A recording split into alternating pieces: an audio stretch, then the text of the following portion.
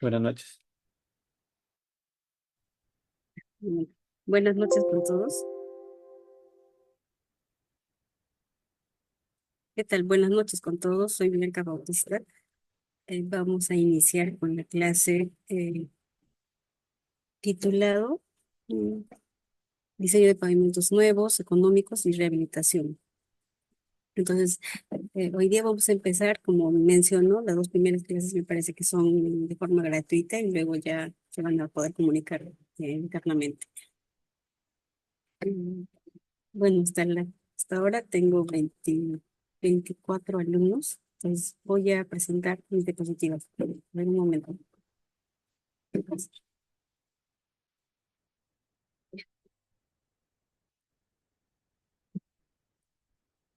Ya, ya. Ahora sí, no sé, igual me confirman si se puede ver, por favor.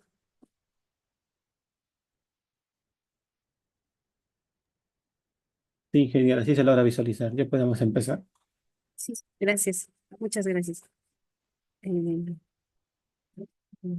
a cortar esto. Bueno, como mencionaba, vamos a empezar con el curso que es diseño de pavimentos nuevos, económicos y rehabilitación. Entonces, para lo cual tenemos un contenido del curso, ¿no? A ver un momento.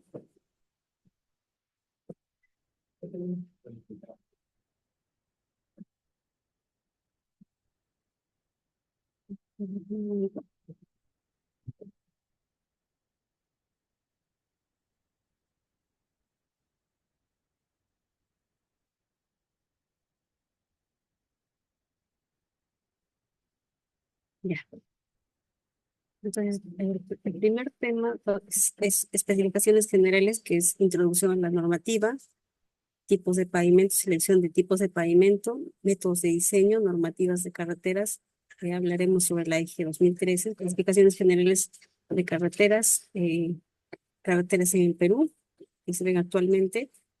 Luego el capítulo de la sesión 2 será suelos de la Obra Santa, objetivos del estudio de suelos, etapas de estudio de suelos, investigaciones de campo, trabajos de laboratorio, determinación del módulo resiliente, eh, y determinación de sectores de mejoramiento y criterios para determinar sectores de mejoramiento de suelo, materiales el capítulo de decisión 3 será materiales de la estructura del pavimento, ¿no? Agregados, eh, usos de agregados, tanto sea de base, subbase, afirmado y características de materiales para asfalto, pavimento rígido, materiales, en este caso bitumen, que sería el PEN, asfaltos modificados, emulsiones asfálticas y imprimantes, también, ¿no? El MS30, componentes también del slurry, micropavimento y entre otros. Un momento.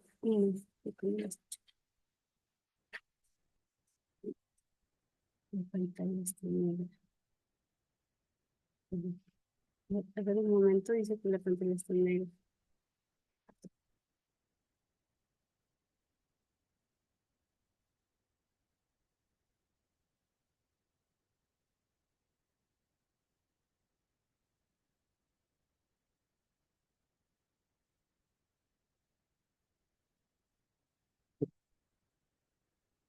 Pantalla está negra. Voy a volver a salir, dice que no se ve muy bien.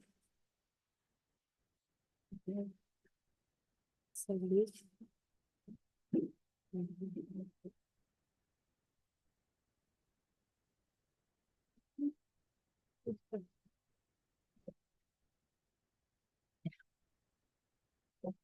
La pantalla sale como negra, me dijeron. A ver, vamos a ver otra vez.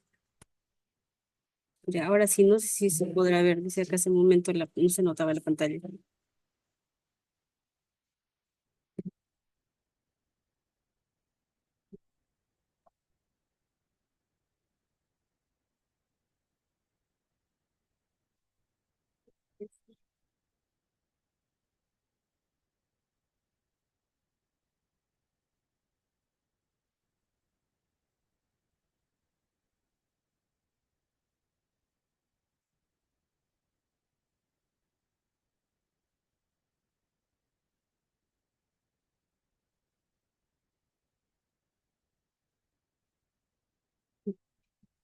Un favor, no sé si me pueden confirmar, dice que la pantalla está como que no se ve tan negra. Pues se podrá ver. Sí, ya se puede lograr ver la pantalla. Ah, ya, ya, está bien, gracias. Luego el tema de la sesión 4 son drenajes del pavimento. Sesión 5 tráfico, estudio de tráfico, determinación del índice medio diario, ejes equivalentes, eh, presión de llanta. Luego, eh, la sesión 6 diseño de pavimentos flexibles nuevos, con el método esto 93, y la sesión 7 diseño de pavimento rígido, donde vamos a usar algunos programas y también formatos de Excel. Y la sesión 8 pavimentos básicos, económicos, pavimentos económicos básicos, que actualmente se está aplicando en corredores viales, ¿no? Con recubrimientos de micropavimento, slurry, vamos a ver también sí, en este caso el diseño del micropavimento, qué porcentajes de emulsión asfáltica, cómo determinar los porcentajes. Mm, La sesión 9 evaluación de relevamiento de pavimentos, lo que son consideraciones generales, evaluación estructural, evaluación superficial, evaluación funcional y la evaluación de la textura, micro y macro textura, ¿no? Este capítulo básicamente es información, ¿no? Inicialmente, digamos, si te van a entregar una carretera de cómo lo dejan, de cómo lo estás recepcionando, haces una evaluación de las mediciones de la superficie, el tema del PCI, la evaluación del IRI, ¿no? Y posterior a tu intervención de cómo lo vas a dejar, cómo, una vez que hayas intervenido, ya sea por mejoramiento, por conservación, como lo dejas, ¿no? A nivel de textura seguramente hay una mejora, el IRI, el tema de los controles del IRI, evaluación funcional. En el IRI también hablaremos algunos puntos del IRI geométrico, que tiene que ver con curvas, ¿no? Con la topografía de la misma vía. Eh, en el capítulo del pavimento rígido vamos a determinar, aparte del diseño del pavimento rígido, evaluación del alabeo con un programa del EBRFE, ¿no? Para determinar deformaciones en los bordes y en el centro de cada losa, ¿no? Para determinar eh, el problema de tener losas cortas. ¿Y cómo influye la temperatura, ¿no? Desde el momento del vaciado? La temperatura, por ejemplo, en lugares elevados, ¿no? Yo tuve un caso en el proyecto John Ambo, donde se vació, o se colocó concreto de pavimento rígido y existía una variación de temperatura, ¿no? Entonces, ahí vamos a evaluar con modelos de elementos finitos, que es en este caso el EBF, y si es que hay posibilidad acá de ese pavimento rígido determinar el IRI. Yo tengo algunos registros del DeepSeek para determinar el IRI con el programa. Me parece que un programa para determinar el IRI, no recuerdo ahora. Ya. Bueno, entonces vamos a empezar con la clase de hoy día. Sería, vamos a hablar más que todo de especificaciones generales de la norma, ¿no? ¿Qué menciona la norma? Por ejemplo, pavimentos rígidos, también determinación en función a qué determino la cantidad de ensayos, que en este caso vamos a ver que tiene en función al tipo de vía, al tráfico. Como pueden ver acá, se observa una carretera, en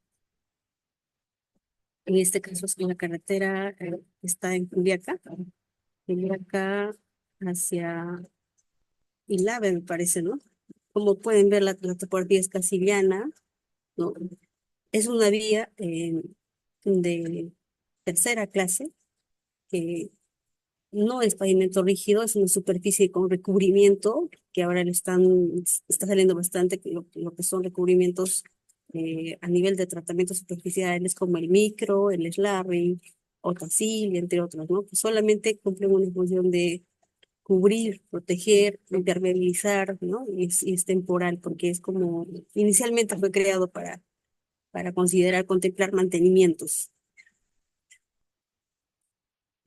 Además, ¿qué más podemos ver en esta fotografía? Que sí, son proyectos que se controlan por niveles de servicio y lo que se requiere es que al final la vía esté con buena transitabilidad, que tenga señalización, que mensualmente se controle lo que se llama el IRI, la detección, ¿no? Que exista este, a nivel geométrico, tal vez no diseño de curvas, sino se sigue la continuidad de la vía, pero se trata de mantener el tema de la regularidad. Y en sectores donde se requiera mejoramiento, también se hace una intervención, ¿no? Mejoramiento a nivel de la subrasante, determinando con metodologías como, por ejemplo, eh, Astro 93 o algunos cálculos como Business, que ya lo vamos a ver me parece, en la sesión número 5.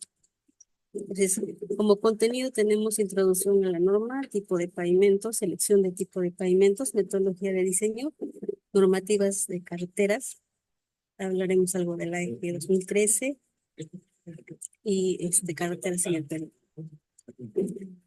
Vamos a ver.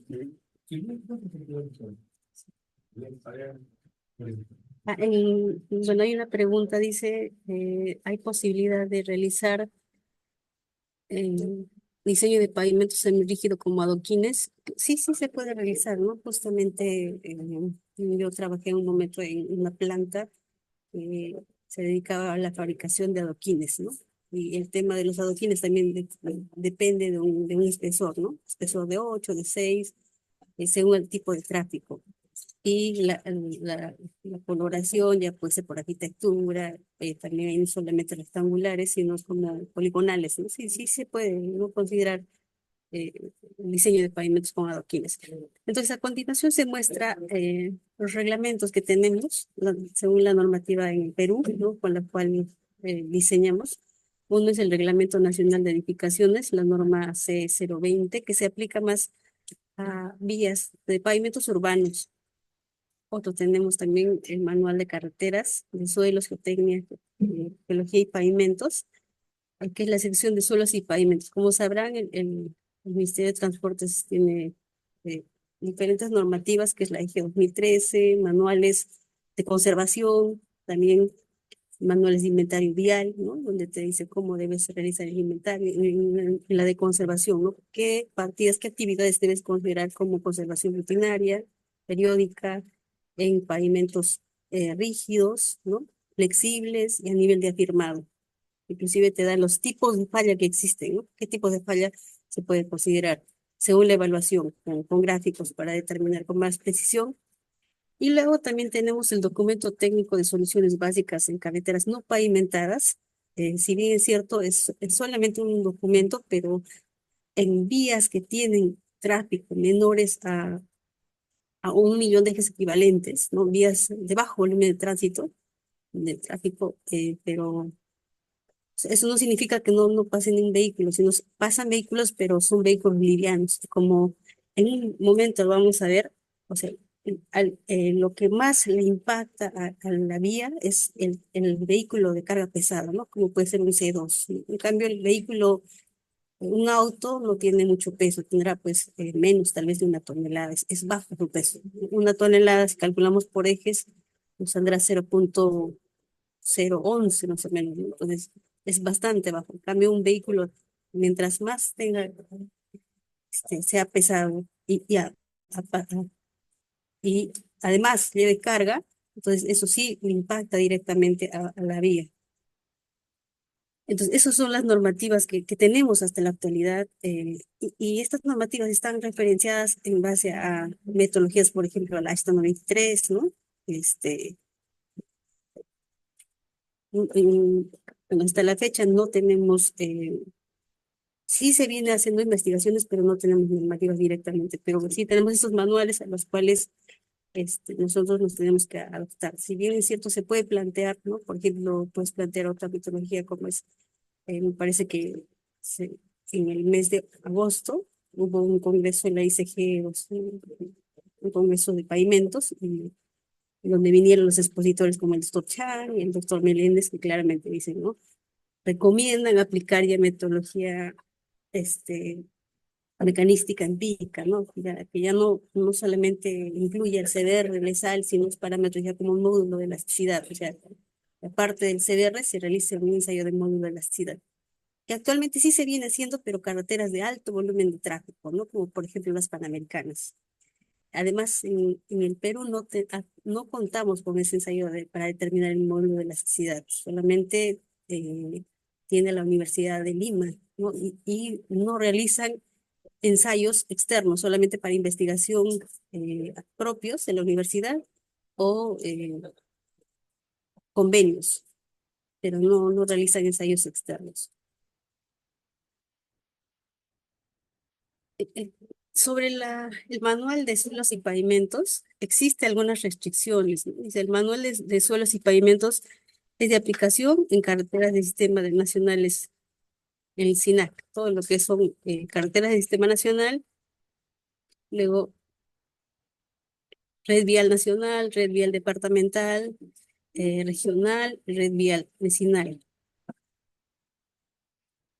En diseños de nuevas carreteras también se aplica, o sea, si yo quiero diseñar nueva carretera, sí puedo aplicar podemos ir al manual de suelos y pavimentos, en mejoramiento de carreteras, en proyectos de reconstrucción de carreteras, en proyectos de refuerzo de pavimentos. El manual no es aplicable en los siguientes casos, ¿no? Uno, en pavimentos sobre puentes, ¿no? En pavimentos sobre puentes, ¿no? Porque más tiene que ver con estructuras, ¿no? Es por eso que cuando eh, se realiza un diseño en el tema para los accesos, no interviene el puente, porque el puente es estructura que tiene que ver. Lo que sí se puede hacer es como recomendación, colocar un recubrimiento, tal vez un pavimento flexible para evitar el desgaste, el impacto de la entrada, ¿no? Pero no directamente hacer un diseño, ¿no? Por ejemplo, no se puede colocar base su base y sobre eso pavimento flexible, tal vez. Es más, en la recomendación de la capa de pavimento, capa flexible, ella es la recomendación del estructuralista. ¿Por qué? Porque generalmente son puentes de pavimento rígido, como lo quieran considerar. Luego otro en túneles de carreteras, tampoco no es aplicable en túneles, ¿sí? En este caso, los diseños deben considerarse características físico-mecánicas de la cimentación. Subdrenes también, condiciones de visibilidad, resistencia a fricción de la superficie de rodaduras, seguridad y confort. Luego tampoco en carreteras o caminos en áreas de protección ecológica, reservas naturales, este, diversas como zonas arqueológicas, parques, zonas protegidas, ¿no? Es por eso que, por ejemplo, si tu vía pasa por una zona arqueológica, o sea, no se puede, o sea, tienes que pedir primero una autorización, alguien que, o tal vez inclusive te dicen, desvía tu vía, ¿no? Que eh, intervenir en una zona que es arqueológica es un problema que puede conllevar a tal vez muchos años, ¿no? Y solamente digamos que tal vez 1 kilómetro, no te vas a demorar tanto tiempo para tener continuidad con tu obra. Luego en zonas urbanas tampoco no es aplicable el manual del MTC, ¿no?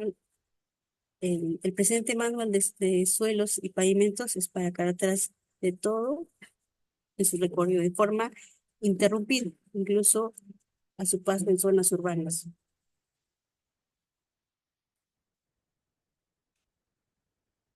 Además de eso, también existen algunos catálogos, ¿no? que también referencian, ¿no? Por ejemplo, los catálogos o el reglamento de pesos y medidas de los vehículos, ¿no? Cada vez van saliendo documentos técnicos o algunas actualizaciones, ¿no? Que también se pueden tomar como referencia, ¿no? El reglamento de pesos y medidas, el, el manual de soluciones básicas y entre otros. Y conocimientos previos, Entonces, este primero es el manual de carreteras, este es el manual de hidrología y drenaje que en el momento se puede usar como consulta. El manual de ensayos, en este manual de ensayos están todas las normativas que se debe aplicar, ¿no? Desde un ensayo simple que puede ser un límite, una granulometría, pesos mínimos que debe tener según el tamaño máximo, todos los procedimientos que se debe aplicar. Y el CBR también, el equivalente a arena, por ejemplo, el Proctor, según el tipo de granulometría, qué tipo de Proctor usará. A veces, si tu suelo es fino, grueso, entonces existe un procedimiento que se debe seguir para realizar un ensayo, ¿no? No es que yo tengo una muestra y quiero hacer a mi manera, que tengo que seguir un procedimiento y todo, e inclusive las hojas de ensayos que presentas, tienen que estar normal, tienen que informar, ¿no? Tanto sea en la granulometría, a pesar que es un ensayo básico, necesitamos una cantidad mínima, ¿no? Que por ejemplo para arenas, arenas de la malla número 4 necesitamos medio kilo, ¿no? Pero si quieres asegurar, medio kilo como mínimo, pero si quieres asegurarte y tener más precisión, tal vez un kilo, ¿no?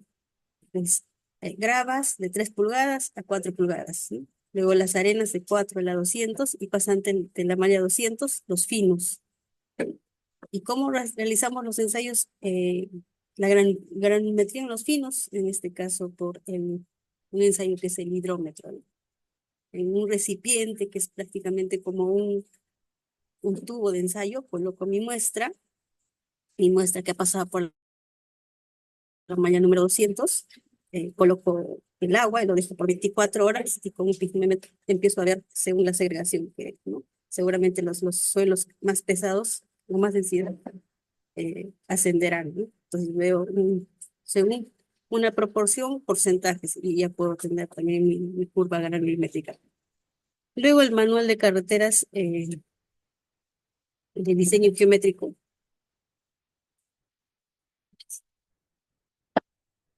A continuación se muestra una fotografía. Vamos a ver, hay una pregunta. Sí, todo va a ser subido al Drive, no te preocupes. Se me muestra una fotografía que es una carretera que está ubicada en la selva. Como pueden ver, en ambos lados existe vegetación, ¿no? Actualmente esta carretera está a nivel de terreno natural. Este, como todos sabrán, en la selva existen más suelos finos, ¿no? Como arcillas, limos, en su mayoría finos, ¿no? Esta vía, felizmente nosotros la encontramos en una vía que al parecer tiene un remanente de haber sido colocado con material granular, ¿no? No podemos precisar que sea afirmado, porque para ser afirmado tendríamos que hacer el ensayo, una gradación, que entre una gradación el índice plástico, ¿no? Verificar la abrasión. Entonces, pero sí le podríamos decir que es un material, un agregado grueso, ¿no? Un remanente. Entonces, esta es una vía, por ejemplo. Entonces, en esta vía que se muestra, eh, lo que se está proponiendo es realizar un diseño con soluciones básicas, ¿no? Entonces, en la anterior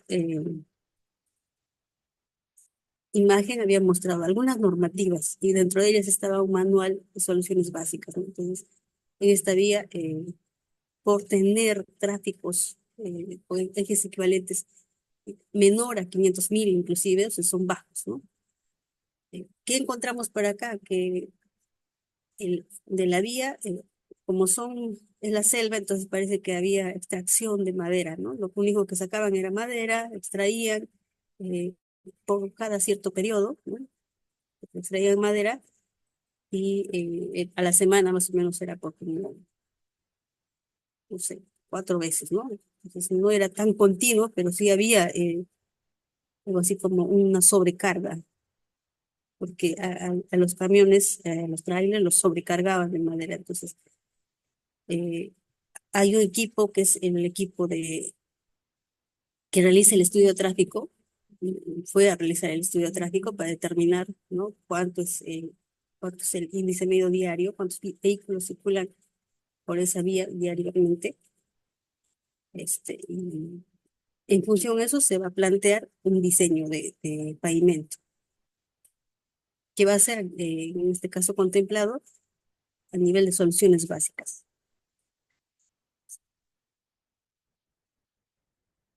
Entonces, para determinar qué soluciones se puede plantear en una vía, necesitamos investigar cuál es el suelo de fundación, ¿no? En este caso, plantear eh, exploraciones, ¿no? Hay diversas metodologías. Uno son los directos, que son realizar alicatas, trincheras, o los indirectos, ¿no? Que eso puede ser, por ejemplo, realizar directos, un ensayo de PDC, que no, ¿por qué directos? Porque tomo muestra, llevo al laboratorio, ensayo, realizo ensayos, ¿no? Por ejemplo, granulometría para saber qué tipo de suelo, un CBR para saber la capacidad portante, ¿no? ¿Qué más? Y otros ensayos que tal vez me van a pedir, ¿no? Límites, índice, y luego determina el índice de plasticidad, la densidad, que me importa, también necesito saber cuál es la densidad natural. Entonces, eh, uno son las calicatas y trincheras. Calicatas, en un momento vamos a ver que va a depender del índice medio diario y eh, del tipo de vía. Entonces, calicatas que pueden ser manuales o mecánicos, ¿no? Manuales, generalmente para carreteras son unos 50. ¿Por qué? Porque el bulbo de presión eh, actúa a nivel de unos 50.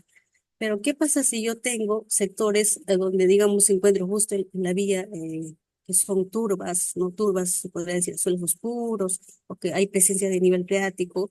¿Cómo lo distingo una turba? Coloración oscura, ¿no? Que hay veces tienen inclusive olores putrefactos. En laboratorio, ¿cómo lo determino? Alta humedad, contenido de materia orgánica elevado, ¿no? ¿Qué más? No tiene clasificación, sí, porque simplemente es turba, ¿no? No tiene clasificación. Inclusive para realizar el ensayo de contenido de material orgánico, ya no tengo que directamente introducirle al horno porque me puede generar una alteración. No tengo que tener mucho cuidado, realizar, eh, tratar de secarlo en el sol porque seguramente en el horno todo se va a coccionar. Como es material orgánico, finalmente va a salir. este, Tengo que tener control con la temperatura. Sí. Pero una de las principales características, alta humedad, porque son suelos que han sido encapsulados durante mucho tiempo, ¿no? En caso de que tenga turbas, e inclusive los manuales, o hay veces los términos de referencia del proyecto te dicen, si tienes suelos que son atípicos, como suelos finos, turbas, se debe profundizar, ¿no? Y realizar mayor cantidad de calicantes. Pero para condiciones normales, unos 50, ¿no? ¿Cuáles son las ventajas? Eh, que se puede extraer muestras alteradas e inalteradas, ¿no? Alteradas, directamente tomo mi muestra y lo llevo a mis ensayos, ¿no? Si quiero, por ejemplo, en este caso, tal vez si quiero determinar en una zona donde haya mejoramiento, una muestra inalterada, puedo este, tomar mi muestra, ¿no? Con un cincel, una forma cuadrada, y protegerlo, embalarlo, colocarlo con madera y llevarlo cuidadosamente al laboratorio, ¿no? Y en este punto es, si yo he tomado mi muestra con una dirección, con la misma dirección debo ensayar en laboratorio. Luego, ejecución de ensayos in situ. In situ, ¿qué nos interesaría a nosotros? En la densidad natural. La densidad natural sí o sí nos interesaría. Ahora, la densidad natural, yo no voy a hacer densidad natural a suelos que tengan un perfil, por ejemplo, una grava, ¿no? De mayores a 3 pulgadas, que no aplicaría. Entonces, hay equipos que puede ser, en este caso, el cono de arena, que son para suelos que tengan una granulometría de 2 pulgadas hacia abajo, pero si tienen de mayor tamaño, tengo que aplicar otra metodología, ¿no? Que puede ser reemplazo con agua, o como lo realizan en las carreteras, ¿no? Por ejemplo, si yo voy a compactar 2 kilómetros, no voy a estar haciendo densidad, densidad, porque me voy a demorar. Entonces puedo aplicar otro equipo que se llama, otros equipos más sofisticados, como el densímetro nuclear, ¿no? Simplemente coloco, aprieto un botón y ya tengo la densidad. Y las desventajas serían límites de limitación de la profundidad de excavación, inestabilidad de las paredes, ¿no? Modificaciones de terreno.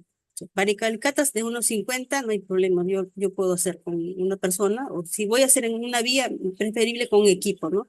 Los equipos, las retros, lo que se tiene conocimiento, que excavan hasta 3 metros, ¿no? Son pocas retros y son especiales que profundizan a 5 metros, ¿no? 3 metros es lo que más o menos excavan todo. Entonces, con el equipo es un poco más rápido, ¿no? Otro ensayo indirecto puede ser el PDC, que si bien es cierto, en algunas obras no están aceptados, pero referencialmente se puede tener un dato, ¿no? Y lo puedo complementar con una calicata. ¿Por qué no aceptan? Porque hay veces da, por ejemplo, ¿qué pasa si yo estoy haciendo mi ensayo? ¿Cómo es el PDC? Simplemente tengo el equipo, como pueden ver, con un determinado peso, una masa, entonces, y tiene cada 10 centímetros marcado mm, una medida, entonces voy haciendo caer de caída libre y cuento con cuántos golpes estos 10 centímetros han penetrado, ¿no? En caída libre. Hay una persona que direcciona y otra que simplemente suelta en caída libre. Entonces, ¿qué determino? Determino la relación de golpes, digamos, ¿qué pasa si a 3 golpes se introdujo los 10 centímetros? ¿No? Entonces quiere decir que el suelo está blando, ¿no? ¿Qué pasa si a 15 golpes va subiendo, ¿no? A 15 golpes se introduce 10 centímetros, entonces ya empieza a ver las rígidas. ¿Cuándo paro? Cuando ya más o menos tengo 25 golpes, ya no hay, no se introduce, ¿no? Sigo golpeando 25, entonces parar. Y lo otro es que siempre cuando realicen este ensayo que es el DPL, el PDC, lo que vamos a detallar, este, ¿qué pasa, digamos, si yo estoy realizando en este punto, que solamente felizmente esto no es destructivo, no destruye a la vía? Coloco mi varilla, pues voy realizando y 25 golpes no penetra nada, entonces primero puedo decir, puede ser una piedra que se ha obstruido y no deja penetrar, entonces simplemente me muevo a otro lugar, ¿no? Puede ser medio metro más o menos de radio.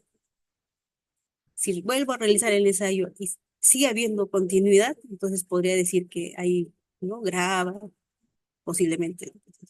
Pero si penetra, entonces en el otro lado podría haber alguna grava que está obstruyendo. Este es un ensayo indirecto que reporta y se puede obtener mucha información. Lo que se ha visto es que mediante este ensayo se obtiene información más o menos de la densidad, de cómo está el suelo, por estratos. Y este ensayo, que es los golpes versus profundidad, finalmente se puede correlacionar en CBR, ¿no? Mediante fórmula. Entonces, este es el ensayo del cono de arena. Generalmente, ¿cómo se hace, no? En la superficie, cuando yo realizo mi calicata, que es con fines de pavimentación, generalmente las primeras capas son suelos compactados, ¿no? Que podrían ser firmados, base, su base, entonces voy verificando la densidad, ¿no? Por ejemplo, acá creo que me parece que han verificado como a 1 metro de profundidad, entonces quieren saber en este estrato cómo está la densidad natural del suelo. Este método de ensayo se utiliza para determinar el peso unitario, la densidad de los suelos en el terreno, ¿no? Y está normado, también tiene su procedimiento de aplicación. Entonces, es simple, ¿no? Tengo el equipo con una arena calibrada, que ya tiene un peso, ya tiene un volumen. Entonces, simplemente hago mi agujero, ¿no? Con una profundidad de 12 a 15 centímetros. Aquí ya está normado también. Todo la muestra que he extraído lo pongo en un balde y tengo que pesarlo. ¿Por qué? Porque necesito determinar el volumen. Y en este recipiente tengo una arena de Ottawa que ya está pesada, previamente pesada. Introduzco, dejo caer toda la arena, ¿no? Se nivela y finalmente acá va a quedar un remanente, no una sobra. Entonces, como ya inicialmente ya ha tenido un peso, ya voy a poder determinar cuál va a ser la densidad, ¿no? Densidad, masa sobre volumen. La masa que se ha entrado, el volumen que ya lo puedo controlar porque ya tengo la medida. Entonces, eso sería la densidad natural. Esta densidad natural, ¿no? Para ver, por ejemplo, en vías, yo tengo que compararlo con la densidad, en este caso, del Proctor, ¿no? Pues la densidad máxima. Y no sé si habrán escuchado, siempre dicen, digamos, estoy colocando mi base y sobre eso ha pasado el rodillo, entonces digo, ¿cuándo paro? Cuando digo, ya está compactado, ya llegado a su densidad. Entonces, generalmente se hace una correlación, ¿no? Que es el mayor al 95% de la densidad máxima.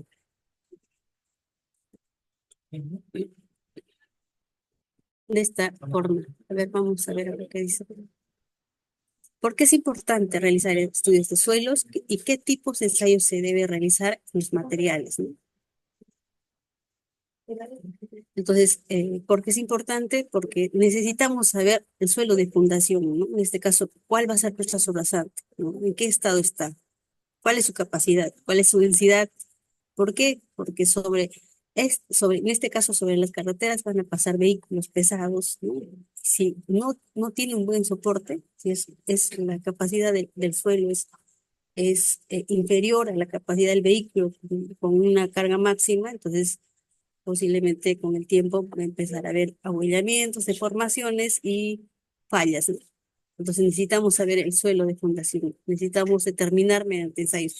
Y felizmente nuestra normativa en el Perú, tenemos normativa que te pide ensayos mínimos, ¿no? Se debe determinar.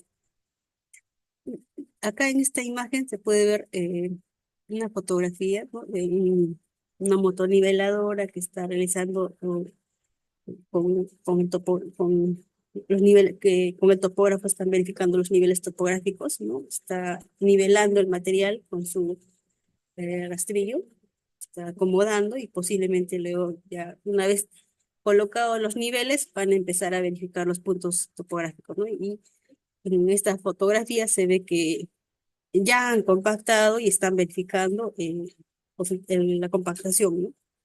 Es mayor al 25%. Y en esta fotografía se observa que existe que previo a la colocación de pavimento flexible, también, perdón, rígido, se va a realizar la compactación, ¿no? Se ha marcado, ya está ya prácticamente habilitado, ya se ha humedecido. Primero se ha compactado, ¿no? Seguramente ya lo ha compactado y el, eh, el maestro de obra te ha dicho ya está libre, ¿no? Y la producción ya está libre, entonces nosotros tenemos que hacer el control de compactación. Una vez que se haya liberado, ¿no?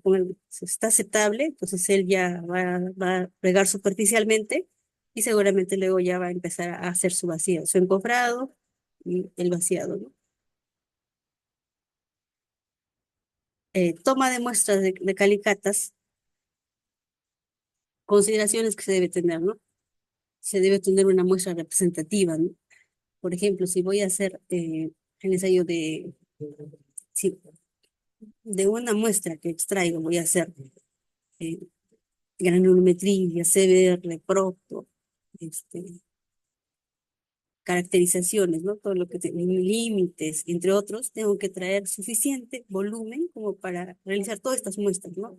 Lo ideal es que no se debe reutilizar las muestras, ¿no? Porque ya están alteradas. Por ejemplo, ¿qué pasa si ya realicé el ensayo de abrasión? Ya no lo puedo usar porque ya han sido alteradas, han sido sometidas a 500 revoluciones. Pues, esa muestra ya está alterada. Lo posible no se debería de usar. Y una muestra adecuada y representativa tiene el mismo valor que el de un ensayo de laboratorio, ¿no?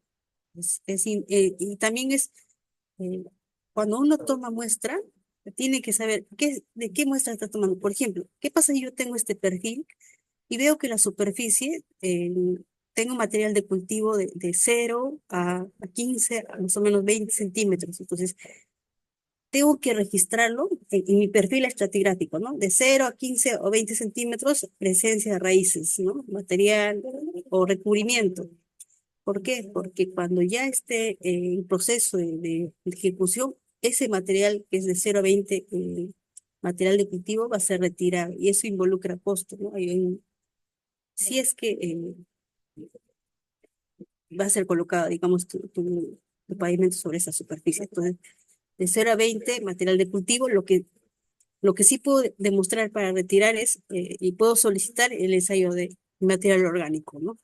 Material orgánico, si quiero, puedo hacer también una granulometría, ¿no? Tal vez no de forma continua, pero por lo menos tener unas cuantas granulometrías, ¿no?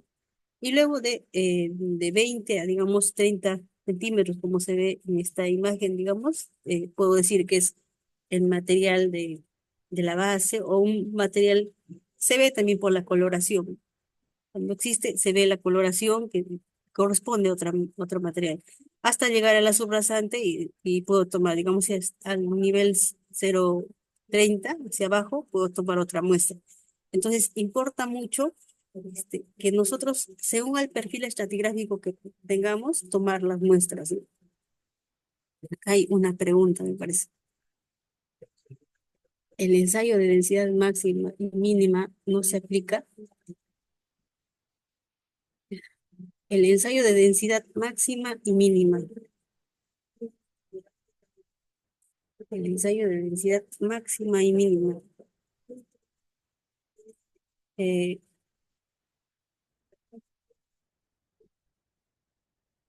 Densidad máxima sería la densidad de Proctor modificado, ¿no? Entonces, la mínima la puedes obtener de Proctor estándar. Otra forma de obtener la densidad mínima, me parece que hay una fórmula para hacer unos cálculos, podría ser con el peso unitario, y el ensayo de peso unitario compactado, ¿no? Como tengo un recipiente como una olla, parecido a la olla Washington, dependiendo a qué tamaño de muestra tengas, y empiezas mediante capa a compactarlos, ¿no? Empiezas a compactarlos. Entonces ahí obtienes una densidad mínima y máxima. Pero para control de compactación de campo, simplemente es Proctor modificado, si es que es una vía donde vaya a transitar carga, y lo comparas con la densidad de campo. Y la otra pregunta dice,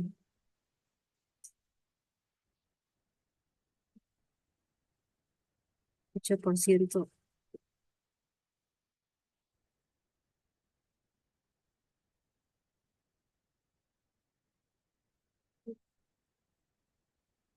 Entiendo que si tu CBR de fundación es 8%, y sobre eso, no sé si sobre eso quieres colocar una capa adicional, no sé si haces su base o un afirmado, entonces, o sea, no sé si te entiendo así, porque si vas a colocar una capa, la capa que vas a colocar sí tendrías que controlar igual con el 25%, ¿no? Y si controlas a menos densidad, tendría que ser un suelo, ¿no? Que ya hayas demostrado en laboratorio, ¿no? Que hayas hecho unos cálculos aproximados, no sé, un suelo un poco más fino, ¿no? Pero en este caso, suelo fino que no tiene fracción gruesa, va a ser casi imposible compactar, a menos que sea un suelo especial y utilice otro tipo de rodillo, ¿no? Como un rodillo pata de cabra, tal vez. Ya, esto es más o menos el proceso de compactación. Por ejemplo, acá, mm, ¿cómo se determina esto del grado de compactación? En este caso, los ciclos, ¿no? Los ciclos, ¿en qué momento, digamos, ya, o cuántos ciclos necesito determinar para que llegue una compactación aproximada? Porque no es que cada momento voy a estar haciendo, realice un ciclo, un ensayo, 2 ciclos, no.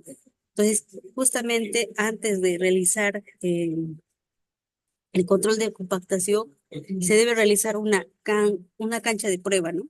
Entonces, ¿qué hago? Y cuando yo estoy en obra, tengo mi material que ya liberado, digamos, ya le dije al supervisor, este es mi material que voy a colocar, mi material de bases, primero su base, ¿no? Tengo un material liberado con un volumen aproximado de buena cantidad que pueda ser para 2 kilómetros, digamos. Entonces tengo mi material y digo a la supervisión, no voy a colocar y necesito colocar, entonces te va a decir, realiza una cancha de prueba, necesitamos determinar cuánto va a ser el ciclo, los ciclos, ¿no? Entonces se puede realizar una cancha de prueba, puede ser en la misma vía o lo recomendable dice que debe ser en otra zona, ¿no? Si es en la misma vía, tiene que ser previa la autorización. Coloco mi cancha de prueba y realizo, determino cuánto va a ser los ciclos que va a compactar, ¿no? Entonces, de tal forma que eso debe ser el control. Y verifico también el control de la humedad natural y la humedad óptima, ¿no? Verifico. Hay una consulta.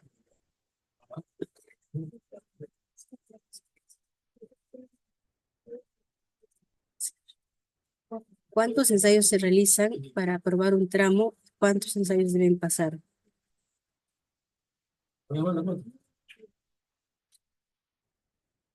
El, bueno, justamente según la capacidad del rodillo, que puede ser 20 toneladas, si es que es 20 toneladas, seguramente te va a requerir, digamos, 8 ciclos, ¿ya? Un ciclo es ida y vuelta, ¿no? Y si tienes de menos capacidad, más ciclos, porque te va a requerir más compactación, ¿no?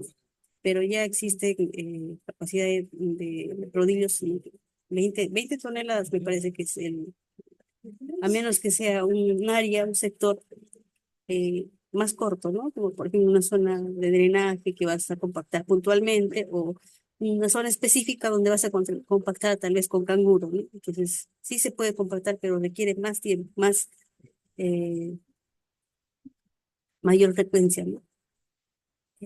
¿Qué más hay? Entonces, las calicatas, ¿cómo puedo determinar la cantidad de calicatas que para, cómo puedo determinar el número de calicatas para la exploración de una vía, ¿no?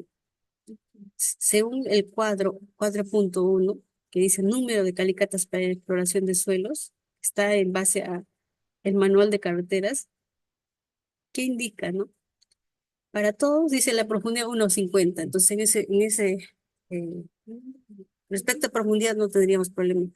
Pero como les menciono, en caso de que existan suelos de baja capacidad, que en este caso pueden ser suelos finos, ¿no? Que veas turbas, nivel freático, ahí sí se debe profundizar, ¿no? Entonces, 1,50. Entonces, ¿qué dice? En autopistas, que va a depender del tráfico. Entonces, vamos a lo más mínimo, ¿no? Que puede ser una trocha caruzal donde no exista mucho volumen de tráfico, pero que sí tengan, ¿no? Que sí haya vehículos, ¿no? Que puede ser en este caso menor a 200 vehículos por día, es lo más mínimo. Dice que se debe realizar una calicata por kilómetro, ¿no? Lo recomendable es una calicata por kilómetro. Para tercera clase, que están el índice medio de 400 a 201 vehículos por día, se pueden realizar 2 calicatas por kilómetro. No, y así va subiendo. Por ejemplo, segunda clase, de 2000 a 401 vehículos por día, 3 calicatas por kilómetro. Y así, 4000 a 2001 vehículos por día, 4 calicatas por kilómetro. Entonces va incrementando, esa sería la cantidad de calicatas. Y en observaciones, las calicatas se ubicarán eh, longitudinalmente, en forma alternada, ¿no? Se debe ubicar derecha, izquierda, no alternada, derecha, izquierda, para en lo posible representar todo la calzada, ¿no? O sea, necesitamos saber qué está pasando a la izquierda, a la derecha, así, de forma alternada. Y en lo posible dentro de la calzada, ¿no? O sea, si yo tengo mi calzada, digamos, de cinco metros, no me voy a ir a adyacente, ¿no? ¿Por qué no voy a tener representativo? Puedo querer ver el estrato, pero si quiero tomar muestra de lo posible para saber qué está pasando en ese suelo de fundación, que seguramente está consolidado porque ya han pasado muchos vehículos durante mucho tiempo. Esas serían las cantidades de calicatas. Una pregunta.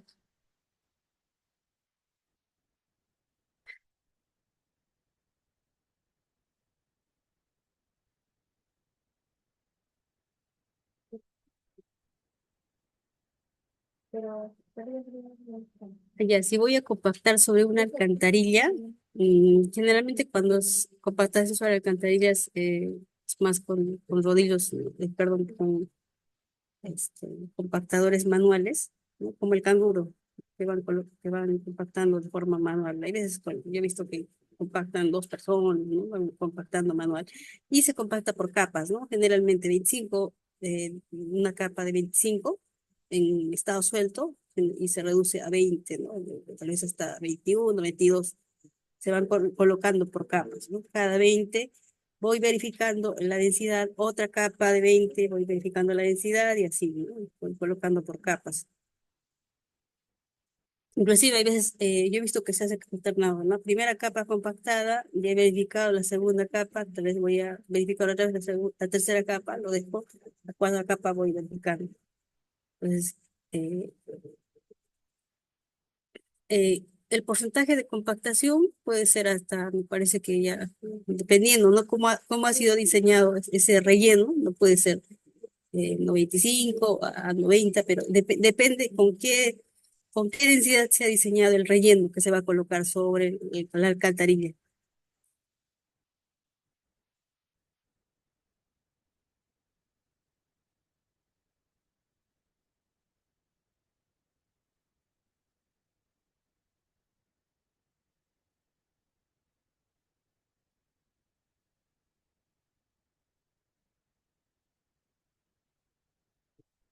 Esa pregunta sobre la energía de compactación, y le voy a responder en la siguiente clase, pero más o menos va a tener que ver con el peso de la compactadora, ¿no? Esa pregunta más he escuchado en el ensayo de PDC, sobre energía de compactación, ¿no? Que sí tiene un peso, PDC, el SPT, perdón, tiene un peso del mazo que está normado, ¿no? Inclusive la altura. Eso más he escuchado en el equipo SPT, energía de compactación, inclusive es cuestión, he visto que existen muchas tesis al respecto, ¿no? Pero igual en la siguiente clase les voy a responder esa pregunta. Luego, digamos, ya hemos hecho las calicatas y ahora necesitamos determinar, en este caso, la cantidad de CBRs que se debe realizar, que es lo más importante después. Y en carreteras de alto volumen de tráfico, y acá claramente lo dice, no solamente te pide CBR, sino te pide el módulo resiliente, ¿no? Entonces, ¿qué hacemos en carreteras de bajo volumen de tránsito? Eh, Normalmente calculamos el CBR y mediante fórmulas, ¿no? Que en este caso es una fórmula solamente, eh, lo proyectamos, ¿no? Calculamos. Pero esto es de forma general, porque recordemos que esta fórmula ha sido calculada en base a suelos de Estados Unidos, ¿no? Entonces, eh, y según el manual acá, en lo que es el ministerio, solamente te aceptan, ¿no? La fórmula general, ni siquiera no te aceptan otra fórmula que tal vez existe otra correlación, que son para suelos granulares, para suelos un poco, no sé, arenas, no, solamente una fórmula. ¿Qué te dice? Dice, para carreteras de bajo volumen de tránsito, carreteras con índice medio menor a 200, que en este caso serían las trochas carrozales, dice que se debe hacer por cada 3 kilómetros se debe hacer un CBR, ¿no? O sea, ¿por qué? Porque no hay mucho tráfico, ¿no? Para carreteras de tercera clase, que son de 400 a 200 vehículos por día, cada 2 kilómetros un CBR. Entonces ya va aumentando. Y así hasta carreteras de segunda clase, de 2000 a 801 vehículos por día, cada 1,5 kilómetros se debe hacer un CBR, hasta que para carreteras de duales o en este caso de segunda clase, de primera clase, ¿no? Primera clase, no solamente te piden CBR, sino también el módulo resiliente, ¿no? Igual en las autopistas, ¿no? El módulo resiliente. Entonces, para este tipo de carreteras que ya son de alto volumen de tráfico, o sea, sí o sí te piden el módulo ese. Entonces, ¿qué se debe hacer? Como les digo, acá en el Perú no existe ese equipo, generalmente lo envían a Chile, ¿no? Este, y esperar todo ese tiempo, ¿no? Yo tengo conocimiento por unos compañeros que justamente están viendo, están haciendo diseño para carteras de alto volumen de tráfico, todo ese tiempo que tienen que esperar, ¿no?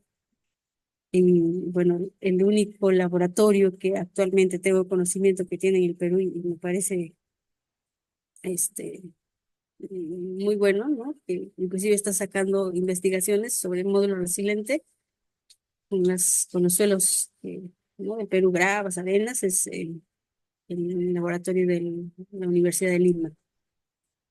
Que dicho sea de paso, me parece que están tratando de crear una maestría en geotecnia.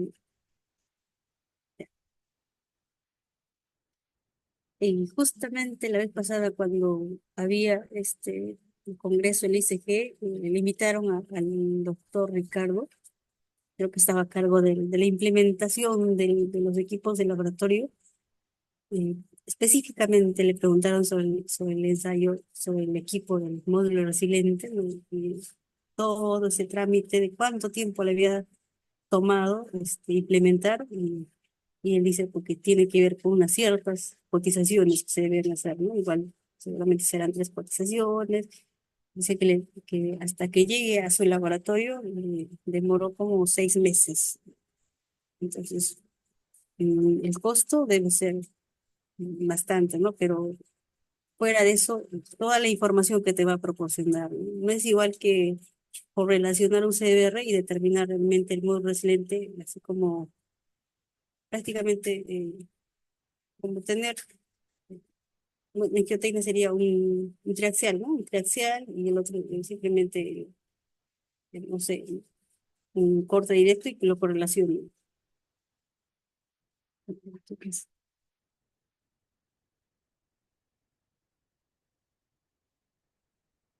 Y luego, otros ensayos que también se requieren, que no son directamente del pavimento, pero sí que vamos a requerir, porque recuerden que para la compactación, ¿no? Para el concreto, ¿no? Para los diseños que se realicen necesitamos fuente de agua, ¿no? Entonces, no es cualquier fuente de agua que se me ocurre, veo un canal y tomo, ¿no? Y usted también debe tener su control, ¿no? Inclusive, una vez alguien nos preguntó que tiene que ser una fuente de agua que te asegure que hay una continuidad, un caudal, ¿no? Entonces, a esta fuente de agua se le toma muestra, ¿no? Tomo muestra, de preferencia en un momento que no sea, que el agua no esté colmatada, ¿no?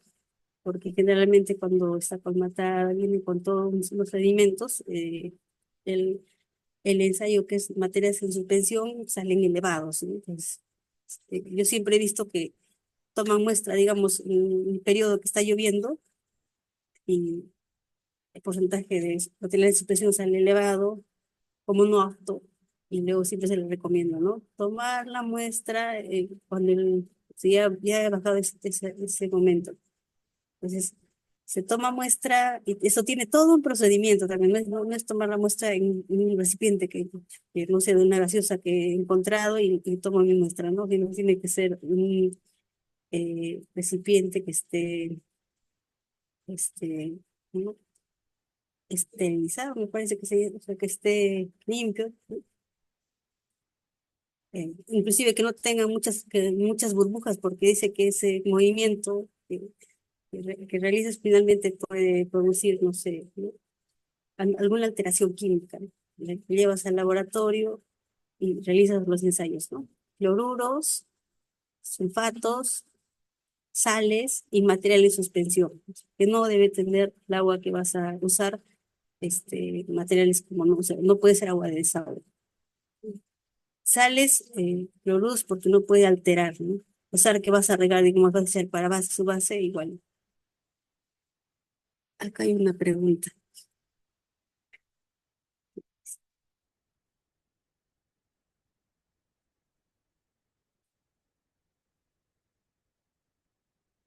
No es una pregunta, disculpe. Entonces, pero las recomendaciones para considerar una fuente de agua, lo más recomendable es que sea de lo posible adyacente a la vía, ¿no? Que sea adyacente a la vía, si es posible, que tenga acceso también de extraer, ¿no? No vaya a ser que sea del puente abajo y el puente no sé, esté a 15 metros y todo un problema para extraer, ¿no? Que tenga acceso, este, Y también, por ejemplo, si vamos a extraer de canales, justo hoy estuve en una vía estaba por Cañete, este, y vamos a extraer en este caso una fuente de agua del canal, pero hemos preguntado si nos han dado autorización en la Junta de Regantes, y dijeron que sí, ¿no? Que sí nos van a dar autorización. Entonces, igual tenemos que hacer todo, permisos, tenemos que solicitar permisos para extraer, ¿no? Y verificar también que haya continuidad del cauce, del caudal, pues.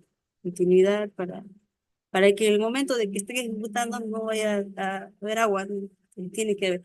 Y tener, este, si es que es posible, varias fuentes de agua, ¿no? Tres por lo menos. Digamos, mi carretera tiene 10 kilómetros, en el kilómetro 1, en el kilómetro 5, tal vez en el kilómetro 8, y para evitar costos en la distancia de transporte. Bueno, mira.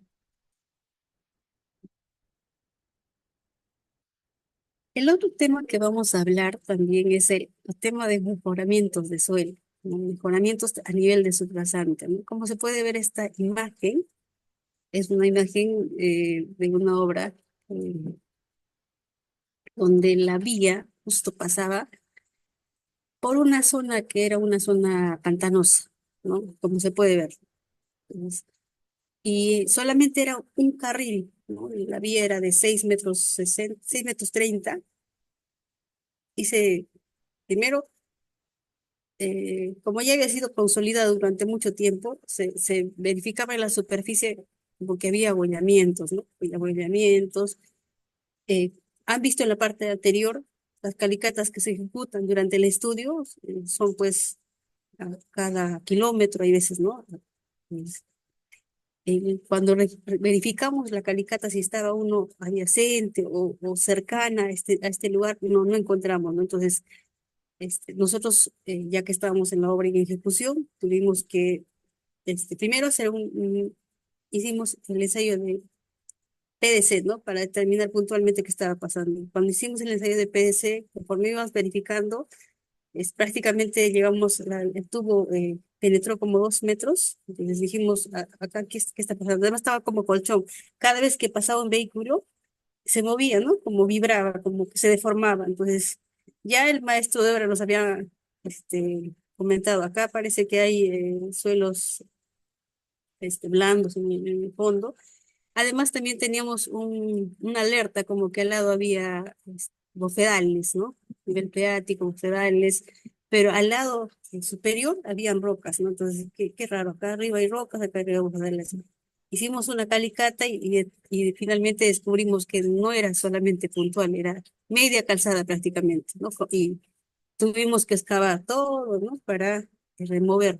Primero, hacer un planteamiento, que es lo que vamos a realizar, y ver que no solamente depende de mejorar la subrasante, porque el problema cuál es, ¿no?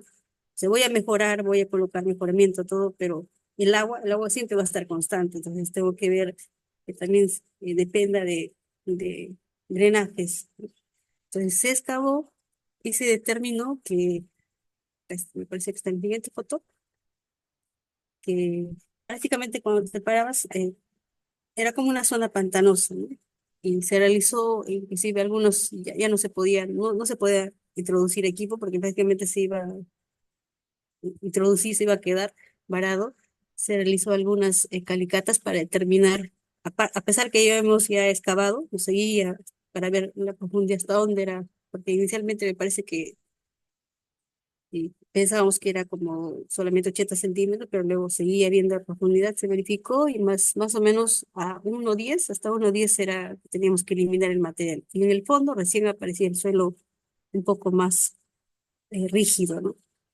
Entonces, se ubicó algunas calicatas de forma estratégica, ¿no? Que de tal forma que representen a toda la superficie, ¿no? Unos calicatas, y se complementó con ensayos el DPL, PDC, perdón, el PDC. eh, las muestras se llevaron al laboratorio para determinar el CBR y más o menos para hacer alguna correlación, ¿no? Entonces, adyacente, como les menciono, habían bofedales, ¿no? Entonces, esto es una incidencia también y es bueno siempre saber, ¿no? Cuando hay el tema de mejoramientos por nivel freático, saber de dónde procede el agua, qué está pasando, aguas arriba, aguas abajo. O sea, que no solamente es la vía, sino algo está pasando, ¿no? Si hay filtraciones también en los taludes, ¿no? Verificar esa filtración es constante, es superficial, si es profunda. Si es profunda, tal vez ya no depende solamente de una solución con una cuneta, sino seguramente sobre. Entonces, acá se verificó y se realizó un planteamiento, ¿no? Entonces, cuando lleguemos al tema de mejoramientos de la subrasante, vamos a plantear no solamente mejoramientos convencionales como es reemplazo del suelo, ¿no? Sino también mejoramientos especiales, ¿no? Endocados y, y, y entre otros, ¿no? A ver, vamos a ver acá una consulta. ¿Cuál fue la solución? En este, no le he colocado, pero tenía una foto anterior. La solución acá fue primero, se extrajo todo el material que en este caso era material turba, zona pantanosa, se llegó hasta el fondo, un material que encontramos un suelo de una coloración prácticamente como plomiza, más clara, se extrajo todo el material y se colocó enrocado, ¿no? Enrocado. Y sobre eso, enrocado me parece de dos capas, más o menos de 8 a 12 pulgadas de diámetro, enrocado, y luego ya se colocó el material de cantera, ¿no? El material de préstamo, y se empezó a compactar.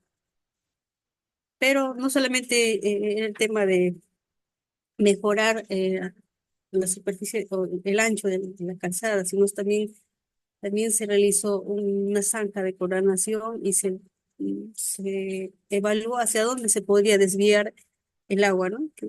Me parece que estaba por acá. El agua, hacia dónde se puede desviar, ¿no? Y por acá que me parece que se encontró que había una alcantarilla, entonces para crear un nivel, una pendiente y se pueda eh, desembocar el agua hacia el caudal, ¿no? Que no se quede estático en esa zona, sino es que tenga un trayecto, un encauzamiento.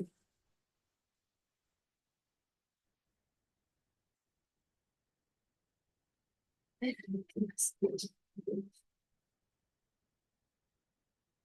Sí, no, no te preocupes. Cuando lleguemos al tema de determinación del mejoramiento de suelo, vamos a mencionar de qué va a depender el diámetro de los enrocados, ¿no? Este, el diámetro, los tamaños, qué ensayo se requiere también, porque no es cualquier roca que yo encuentre y simplemente la coloco, ¿no? También tiene que tener unas características que, por ejemplo, la abrasión, la resistencia y la compresión simple, la tiene que ser una roca competente, ¿no?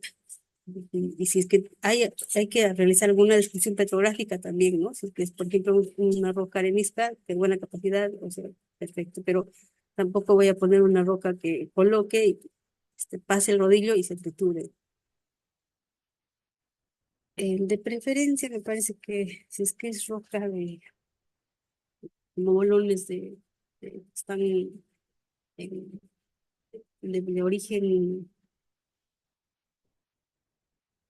alu- en este caso sería fluvial, ¿no? Para este proyecto eran rocas. Nosotros teníamos una cantera de roca, porque el proyecto era 50 kilómetros, ¿no? Entonces sí teníamos una cantera de roca. Lo que sí se hizo es, un día se llevó a un peón para que seleccione, ¿no? Los tamaños. Y los tamaños, no podía haber mucha variación, solamente era de 8 a 12 pulgadas, ¿no? Se trató de seleccionar. Mm, debe ser.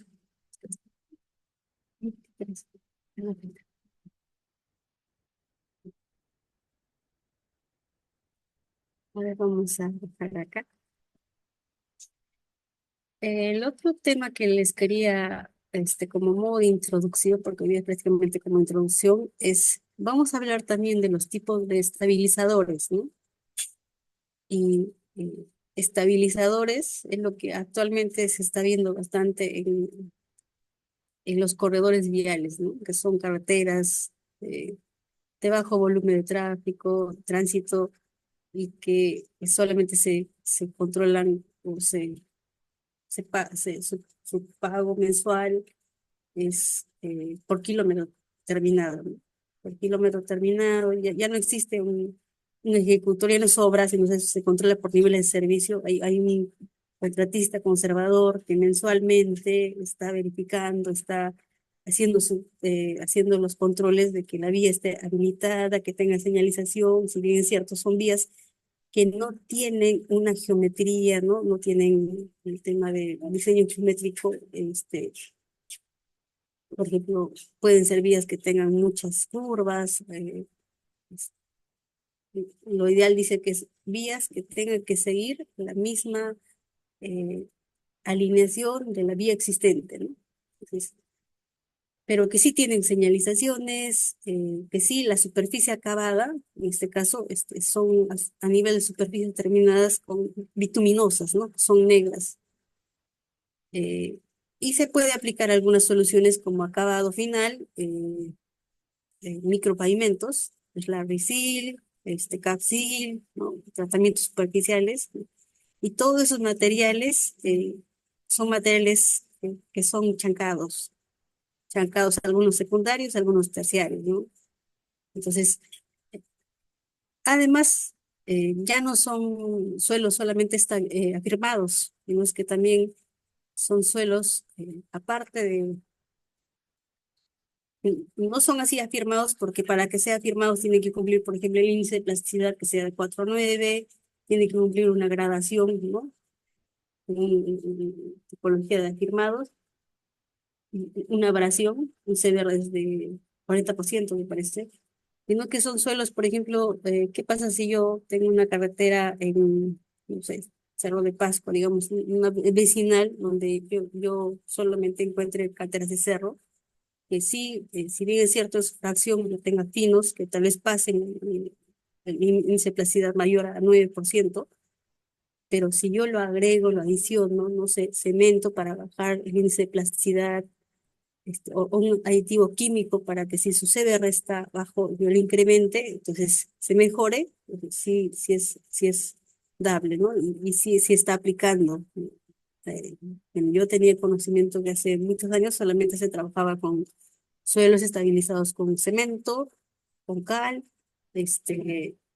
y algunos otros aditivos. Sobre todo era más cemento y cal, ¿no?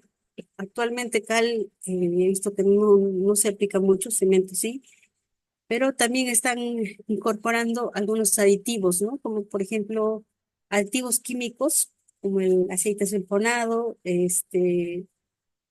mm, ¿qué más? Y otros aditivos químicos que seguramente en su momento lo conversaremos. Bueno, ya. Entonces, un momento. Hay una pregunta, me parece.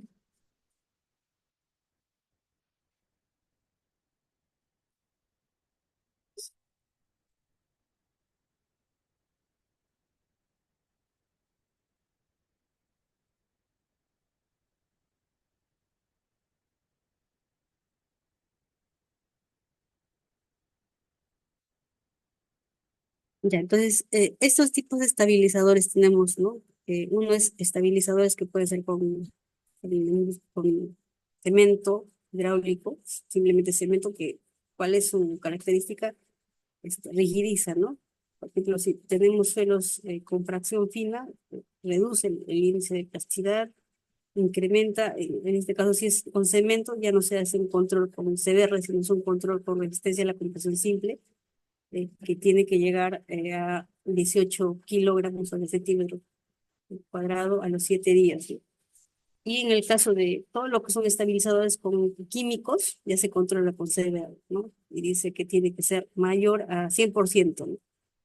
Y también hay otros suelos que se estabilizan con aditivos como emulsiones asfálticas, y como que tienen mayor duración, ¿no? Y en este caso, solo emulsiones asfálticas sí tiene sus especificaciones un poco más parametrizadas, ¿no? Entonces, otros estabilizadores con productos químicos. eh, Inclusive ahora a esos productos químicos se le está agregando un porcentaje de cemento, ¿no? Me parece hasta 3%, 3,5%, ¿no? De cemento, porque además de proporcionar este, como que le proporciona rigidez, ¿no? Y también un poco les vuelven un poco más flexibles al suelo, ¿no? De su estado natural. También en estos suelos estabilizados se realiza controles, ¿no? Igual los controles eh, generalmente son capas que son mayores a 15 centímetros de espesor, ¿no? 15, 20. ¿Por qué? Porque el diseño son diseños que por metodología narra o sea, y solamente, ¿qué te pide esa metodología? Dos parámetros, ¿no? El CBR y el ESAL. Son dos parámetros y los espesores están mayor a 15, siempre van a estar mayor a 15, porque es muy bajo el tráfico, 20, y sí, de todas maneras se realiza todos los controles, ¿no? El tema de frecuencia de la liberación de sus materiales, controles de compactación, igual digamos, si es que me parece que es cada 500 metros, controles de compactación. Y en este control de compactación también se puede usar el densímetro nuclear, ¿no? En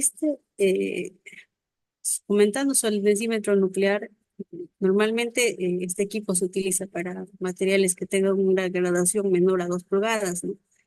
Cuando existen suelos con material de mayor tamaño, lo recomendable es realizar una corrección.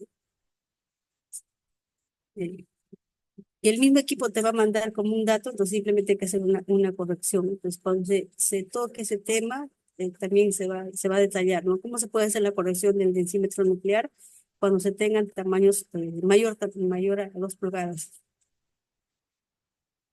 Y acá otra vez muestro el procedimiento para determinar el ensayo de compactación, que también serían los suelos estabilizados, ¿no? Igual se puede realizar por el cono de arena. Y respecto al recubrimiento de la capa, digamos, si ya tengo un suelo estabilizado, se podría hacer, por ejemplo, con eh, mortero asfáltico o un slurry seal, ¿no? Un tratamiento superficial que puede ser monocapa, bicapa, un micropavimento. Entonces, eh, si bien estos recubrimientos son de capas delgadas, ¿no? Más o menos aproximadamente 1,2 centímetros, ¿no? Son capas bastante delgadas. Entonces, según el diseño, o sea, estos no tienen un coeficiente estructural directamente porque tampoco no se aplica un diseño según una metodología a estos, sino solamente es como recubrimiento. eh, pero, por ejemplo, en el caso del micropavimento, eh, sí se puede colocar como que dos capas y considerar un coeficiente estructural, ¿no? Estos materiales llevan material chancado menor a prácticamente arenas chancadas, entonces yo no daría pie a que yo, por ejemplo, pueda querer colocar una capa de 25 directamente, porque como es líquido, se derramaría, ¿no? Entonces, coloco la primera capa, digamos, de 1,2 centímetros, espero que se endurezca y luego puedo colocar la otra capa, ¿no? Pues finalmente puedo tener una capa de 25 milímetros. Entonces, ¿en qué caso lo utilizo? ¿Para qué fue creado? Inicialmente para hacer mantenimientos, ¿no? Por ejemplo, ¿cómo estaba mi capa anteriormente? Estaba en este estado, ¿no? Que tenía fisuras, fallas superficiales y todavía había opción de hacer la reparación, ¿no? Pero ¿cuándo podría decir? La vez pasada alguien me preguntó, pero ¿qué pasaría si, digamos, esta es una carpeta asfáltica, o sea, está a nivel de carpeta asfáltica y está en la etapa de mantenimiento y conservación y y no sé, ya no tenga que hacer este recubrimiento o este rejuvenecimiento solamente de la capa, sino que tenga que aplicar otra metodología como este reciclado? Entonces, ¿de qué va a depender, no? De que si inicialmente realizo el ensayo es el PCI y determino en un sector, digamos, selecciono y determino este área. Y tengo fallas como, no sé, baches, fisuras longitudinales de gran dimensión, piel de cocodrilos, y que el porcentaje en ese área sea tal vez mayor al 50%, hago un análisis de costo, ¿no? ¿Cuánto me va a costar realizar esa reparación de sellado, de fisuras, parchado, ¿no? De los baches superficiales y profundos? Entonces, y en el año, ¿cuántas veces voy a hacer esa intervención, ¿no? Que tal vez, o sea, voy a parchar, me va a durar 3 meses y otra vez cada 3 meses, no sé, al año me saldrá como 4 veces. Entonces hago un análisis y digo, ¿qué pasaría si yo reciclo, ¿no? Reciclo el material que ya tiene en área mayor al 50% de todas esas fallas. Entonces diría que reciclo, ¿no? Digamos, si mi carpeta es de 2 pulgadas, reciclo 1 pulgada y lo adiciono nuevo asfalto, nuevo agregado, ¿no? Lo caliento y lo coloco. Entonces, haciendo un análisis costo-beneficio me va a durar más tiempo, tal vez 5 años más con reciclado, y en cambio en el otro voy a invertir en un año 4 veces y al final me va a salir más caro, ¿no? Entonces, ahí viene el tema de la gestión de los pavimentos, ¿no? ¿Qué es más ideal realizar? ¿Un mantenimiento parcial de fisuras cuando ya existen muchas fallas o solamente es como preventivo, ¿no? Preventivo. Es que ya está envejeciendo, ¿qué hago? Rejuvenezco, como de forma preventiva, empiezo a hacer, reparar fisuras y todo lo que es solamente lo superficiales, ¿no? Si es que ya es muy profundo y ya no es muy beneficioso, entonces ya hago otra intervención. ¿Y de qué va a depender estas partidas? Digamos, si yo hago mantenimiento rutinario, conservación, entonces existe un manual también de conservación que va a ser como base, donde indican qué partidas se deben realizar, ¿no? Hasta qué dimensión. Y cuando ya, por ejemplo, ya, digamos, ya tengo una zona muy ahuellada, ¿no? Y es un sector que yo determino, localizo, entonces tal vez ya no es solamente intervenir de forma superficial, sino es que ya también hay que profundizar, ya debe ser el nivel de fundación, algo está pasando al fondo, ¿no? Entonces, de nada sirve yo que temporalmente voy a estar mejorando y siempre va a aparecer, ¿no? Siempre va a haber ahuyamiento porque es de fondo, en la cimentación está pasando algo. Entonces, en estos tipos de tratamientos existe también normativas respecto a la gradación. ¿Qué tipo por ejemplo, si yo durante el estudio selecciono que voy a adaptarme a este tipo de gradación que puede ser tipo 1, entonces cuando yo estoy ejecutando, como ya he declarado que va a ser el tipo 1, tengo que cumplir esa gradación, ¿no? O sea, no puedo cambiar. Si quiero cambiar, igual tengo que consultarle la supervisión y si me autorizan, entonces en esta etapa siempre es bueno ser un poco legal, ¿no? Tratar de verificar más o menos a qué gradación me puedo ajustar. Entonces, y esto de la gradación es un control porque se realiza, ¿no? No es, hay veces es un poco dificultoso porque durante la ejecución hay que verificar el tema de las mallas, ¿no? Y eso que tiene que ver con la planta. Entonces existe el tema de control de gradación, otros ensayos como la pérdida de sulfatos de magnesio, eh, desgaste de abrasión Los Ángeles. Para el Larry sí no te pide, no es muy exigente, 25% máximo, dice el índice de plasticidad, o sea que tiene que ser limpio, lavado, chancado, equivalente a arena, que tiene una relación con la malla 200 y con límites, ¿no? Entonces, acá, por ejemplo, pide 40% mínimo, azul de metileno, y la adherencia, ¿no? ¿Por qué es importante la adherencia? Porque existen algunos agregados que, por ejemplo, pueden tener sales, ¿no? Sulfatos. ¿Y qué pasa? Cuando yo coloco con el bitumen, con el asfalto, ¿ok? No tiene buena adherencia. ¿Y qué pasa? Digamos, yo no he verificado ese ensayo y coloco en obra, entonces seguramente alguna vez ustedes van a ver, va a haber una separación, ¿no? Inclusive la piedra va a estar casi intacta, a pesar que esa arena va a estar intacta, no va a haber una buena adherencia, ¿no? ¿Por qué? Porque seguramente ese material tiene algunos químicos. Entonces, este ensayo también es recomendable realizar. Pero ¿qué dice? Que dice que hay algunos aditivos que se puede incorporar a la mezcla que también puede ayudar, pero eso es previo a la evaluación en laboratorio y se debe considerar también, si van a considerar, no sé, si aditivo, filler, entonces también incluir en el presupuesto. Luego los micropavimentos y los tratamientos superficiales. Y el tratamiento superficial puede ser simple, ¿no? Y va a depender de la gradación. Doble, doble, ¿por qué? Porque abajo puedo poner un material, no sé, en tres cuartos y en la parte superior un medio, ¿no? Finalmente, más aproximadamente te va a dar un espesor de 22 a 25 centímetros. Y también tiene su eh, caracterización, ¿no? Su requerimiento su cumplimiento. Y como pueden ver en el micropavimento es más exigente, porque dice abrasión en Los Ángeles 25% y el equivalente a arena 60. O sea, te piden más limpio y el tema del chancado, ¿no? Sí o sí, esos materiales tienen que ser chancados. La adherencia también, aparte de eso, te pido otro ensayo todavía que es adherencia al método estático. Entonces, hay más exigencia en el micropavimento. Y estas son las gradaciones del micropavimento.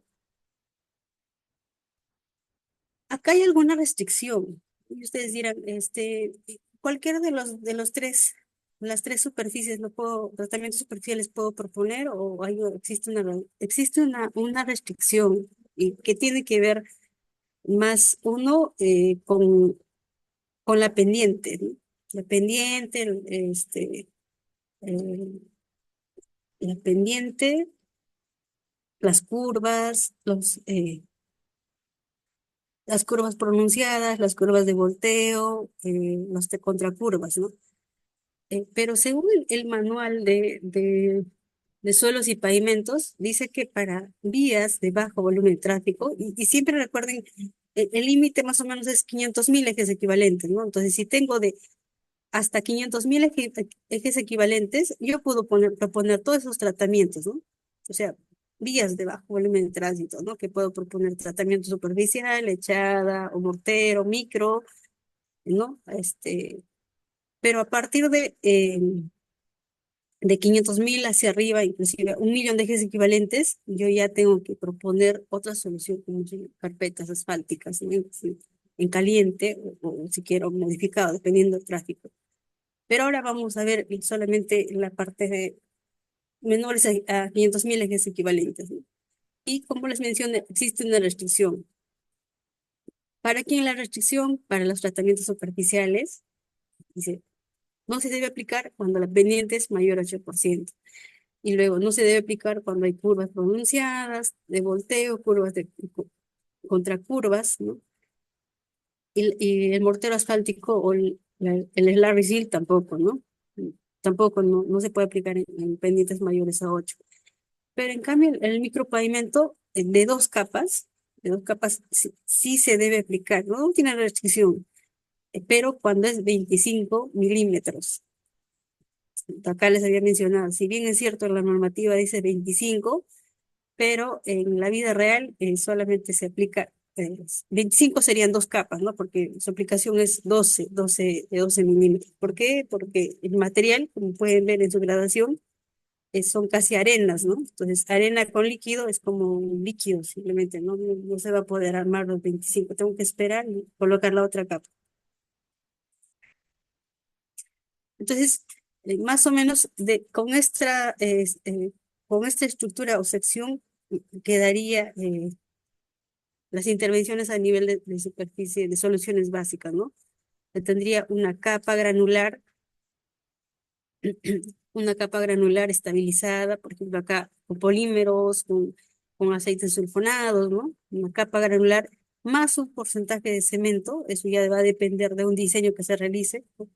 Mandas al laboratorio, el diseño ya va a depender, y un recubrimiento, ¿no? No es la resin. Y acá, entre la capa granular y el recubrimiento, siempre va a haber un material, un imprimante, ¿no?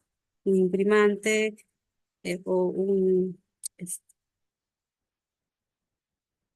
una capa adherente, ¿no? Es- y en los sectores donde se requiere realizar mejoramiento a nivel de subrasante, ¿no? Que en este caso con CDRs menores a 6%, también se puede proponer, ¿no? Pero va a depender también de, primero, ensayos, ¿no? Ensayos CBR, necesitamos ver el CBR, tipo de suelo también, ¿no? Eso sería la excepción, ¿no? Por ejemplo,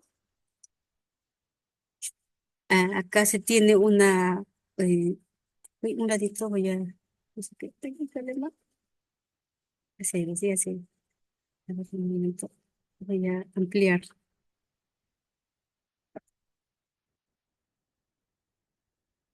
Multimedia.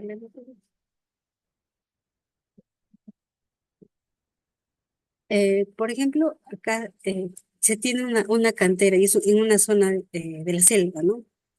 Entonces, en este ejemplo que se muestra, estas son las características del material en forma natural, ¿no? Por ejemplo, clasificación de suelos, es un A4. Es un A4, malla 200 dice que tiene, ¿cuánto? Bueno, no tengo registro de malla 200, tamaño máximo 2 pulgadas, índice de plasticidad, más o menos tengo 12%, ¿no? 12%. El CBR inicialmente tenía 12% también de CBR.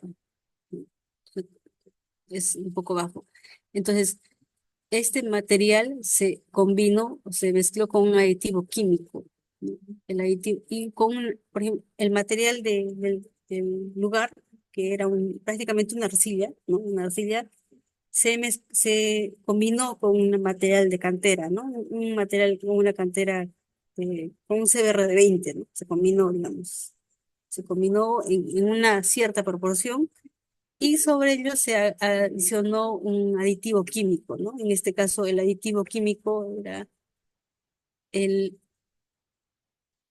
polímero acrílico, polímero, más un porcentaje de 1,5% de cemento. Es- Y luego se realizó el ensayo otra vez, ¿no? A la muestra del CBR, por ejemplo, ¿cuánto salió? 139. Entonces, de lo que teníamos 12 con la mezcla y el aditivo más el porcentaje de cemento, se realizó una mejora. Luego el índice de plasticidad, ¿no? De lo que teníamos inicial hasta 12% me parece, acá ya tenemos 4%, ¿no? 4% de índice de plasticidad. Luego acá, ¿qué más ensayos más tenemos? También se realizó la compresión simple, ¿no? De la muestra y ha salido 27,95%, no, 27,95 kilogramos sobre centímetro cuadrado. Entonces, eh, estos estabilizadores, los los estabilizadores, eh, generalmente se aplican, ¿por qué? Porque son canteras que tienen alto contenido de material fino, ¿no? Que si nosotros lo ponemos como afirmado, ¿no? Ese nombre, pues, no cumplirían, porque recuerden que afirmado el índice de plasticidad debe ser de 4 a 9, ¿no? Entonces ya no cumpliría, ¿verdad? Pero estabilizando con aditivos químicos, en sí se puede mejorar, ¿no? Por ejemplo, han visto el CBR inicialmente era 12, ¿no? Y finalmente, haciendo una combinación con el aditivo químico, se incrementó a más del 100%, ¿no? Entonces, si quiero realizar estos diseños que son estabilizados, existe un manual que les había comentado que son el manual de soluciones básicas, pero ¿qué me dice el manual, no? O cuándo yo puedo aplicar. Acá me parece, ¿no? Entonces, dice que el manual se pueda aplicar para estos tipos de condiciones. Comprende cuando cuando los ejes equivalentes sean inferior a un millón de ejes equivalentes, ¿no? Se empleará la metodología USACE o NARRA, dice, solamente para eso. ¿Y qué se debe controlar? Dice que se debe controlar si voy a estabilizar con cemento, solamente cemento, la resistencia a la compresión simple. Sí o sí, la resistencia a la compresión simple, luego el humedecimiento por secado. Y puedo aplicar para estos tipos de suelo, ¿no? Desde un A1 hasta un A7, ¿no? Prácticamente todos los suelos, ¿no? Puedo aplicar. Luego, las emulsiones asfálticas, la estabilidad Marshall, ¿no? La estabilidad que sería eh, la estabilidad que debe ser 230 kilogramos mínimo. La pérdida de estabilidad después de la saturación, 50% máximo. Porcentaje de recubrimiento y trabajabilidad de la mezcla debe ser entre 50 y 100%. Si vas a estabilizar con cal, el CBR, ¿no? El CBR debe ser igual al 100% como mínimo, o puede ser mayor, ¿no? La expansión, ¿y cómo lo determino? Lo puedo determinar cuando realice el ensayo de CBR. Como son suelos finos, también puedo determinar el ensayo de expansión, ¿no? Y eso lo vamos a ver, digamos, de un reporte del CBR cuando veamos ese tema. Las sales, si quiero estabilizar con sales, también debo verificar con el control de CBR. Todo lo que son productos químicos, el CBR, ¿no? Y si en caso de que coloquen, aparte de productos químicos, un porcentaje de cemento, en lo recomendable también es siempre verificar también la resistencia a la compresión simple, ¿no? Para ver que no exista mucha rigidez, ¿no? Se haga ese control. También hay algunas recomendaciones, ¿no? Que, por ejemplo, dice que qué tipos de estabilizadores puedes usar según la zona, ¿no? Zona de la costa, la sierra, la ceja de selva, la selva baja, y así, ¿no? Entonces, eh, hay algunas recomendaciones, como por ejemplo, en la sierra, dices, se puede usar cemento Portland, cenizas volcánicas, emulsiones asfálticas, productos químicos como aceites sulfonados, ionizados, polímeros, enzimas y otros, ¿no? Entonces te dan más o menos como un abanico de propuestas. Lo recomendable siempre es cuando hagas un expediente, proponer tres propuestas, tres diseños, ¿no? Con tres diseños, como que ya tienes este, tres soluciones y puedes tener una mejor, este, tener mejor decisión de qué alternativa se puede optar, dependiendo también de la cantera, del ensayo que vayas a reportar, ¿no? De los controles, el procedimiento que vayas a ejecutar y también de la evaluación económica.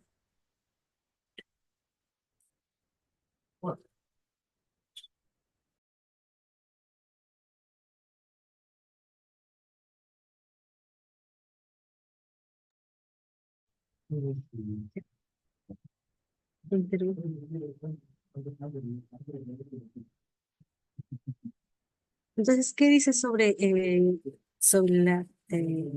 si deseas aplicar con soluciones básicas? Dice uno, identificar y muestrar el muestreo de campo. Sí o sí se debe realizar el muestreo. Ejecutar los ensayos a nivel de laboratorio de las muestras, ¿no? Ejecutar los ensayos a nivel de laboratorio, evaluando como mínimo tres tipos de estabilizadores. O sea, sí o sí, tres tipos de estabilizadores, aplicaciones de acuerdo a las especificaciones técnicas que se debe aplicar, ¿no? Como mínimo cuatro dosificaciones. Un diseño de un estabilizador, por ejemplo, si yo hago suelo estabilizado con aceite sulfonado más un porcentaje de cemento, tengo que tener 4 puntos de dosificaciones, ¿no? Puedo tener con, no sé, por ejemplo, si es solamente 0 puntos. Primero, verificar la ficha técnica del aditivo, ¿no? ¿Cuál es su recomendación de cuánto es la proporción mínima?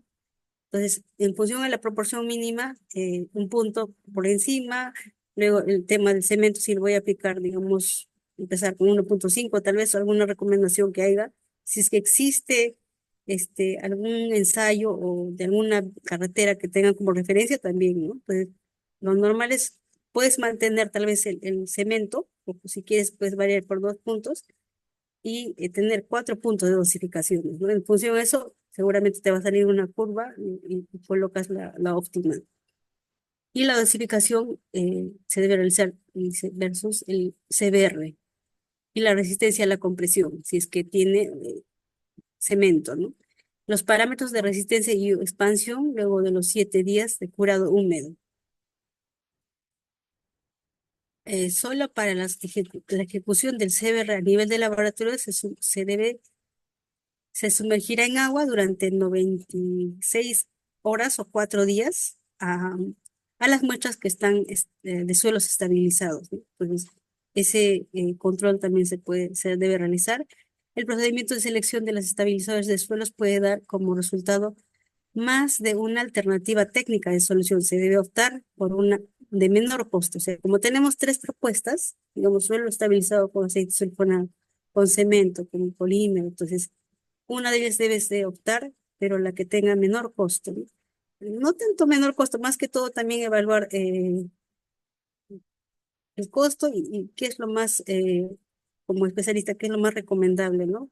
Eh, por ejemplo, si la vez pasada estaba viendo un diseño de un suelo estabilizado, pero que iba sobre una superficie, una base, que era una base de muro de suelo reforzado, ¿no? Que se había hecho desde la base, ¿no? Prácticamente un terraplén que se había mejorado, ¿no? Desde la base. Entonces yo en esa base que sería la cimentación ya tengo un suelo que prácticamente es elástico, ¿no? Entonces, yo no puedo proponer un recubrimiento, un suelo, un estabilizador rígido, como un cemento, ¿no? Y en ese caso, vi que se propuso un suelo estabilizado con emulsión asfáltica, ¿no? Sí, pues, ¿no? La base eh, tiene un comportamiento que tiene flexibilidad. Si yo lo coloco un suelo estabilizado con emulsión, la emulsión también no tiene esa propiedad de tener flexibilidad. Entonces, también eso se debe evaluar. ¿Qué más acá? Y el tema del diseño de espesor se realizará según los ejes equivalentes proyectados. Sí o sí necesitamos el estudio de el índice medio diario, ¿no? El estudio de tráfico. Pero existe una recomendación, ¿no? Este manual de soluciones básicas eh, dice que mm, se debe diseñar por la metodología no, perdón, USACE o UNARRA cuando los ejes equivalentes sean menores a 1 millón, ¿no? Entonces, si es que es mayor, en lo posible, Ashton 93. Luego, los parámetros de aceptación, ¿no? Que son controles, ¿no? Como por compactación, contenido de humedad, espesores, uniformidad de la superficie, resistencia, granulometría, índice de plasticidad. Esto ya son controles ya diarios, ¿no? De las frecuencias que se realizan. Acá tengo una pregunta. Para ejes mayores a 1 millón de ejes equivalentes, Ashton 93, ¿no? Ya no aplicaría este. ¿Por qué? Porque son vías con alto volumen de tráfico, ¿no? Entonces ya aplica otra metodología que sería esto, ¿no? Esta recomendación de soluciones básicas solamente son para ejes menores a 1 millón de ejes. Pero siempre también se puede corroborar, ¿no? Con Ashton 93.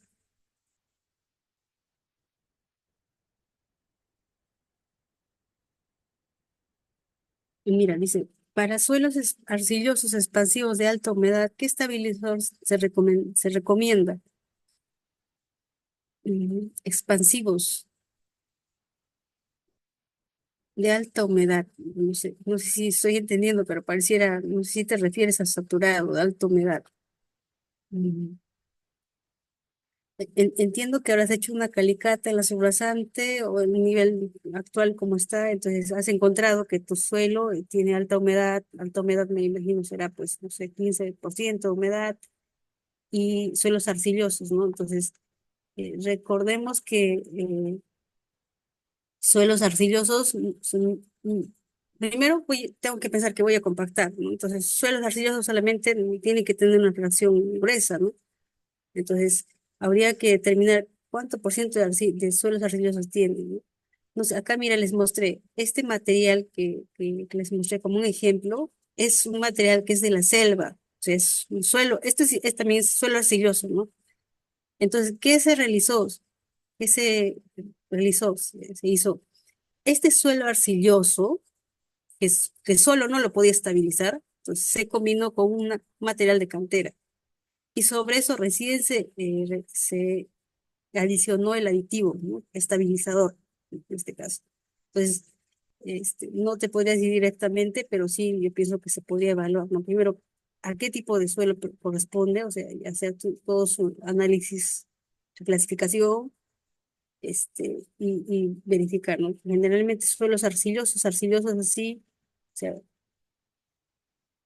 me parece la vez pasada escuché un, un seminario, algo así, de una empresa de cementos que dijeron que ya estaban inclusive, se habían elaborado un cemento especial, funcionaba para los suelos arcillosos, entonces había que probar, hacer ensayos y verificar cómo se comportan. Si es que es posible, también sería bueno hasta hacer canchas de prueba, tal vez. Cemento podría ser, pero hay que ver cuál será la clasificación, cuáles son sus fracciones, si tiene grava, porque sí tiene que tener grava, ¿no?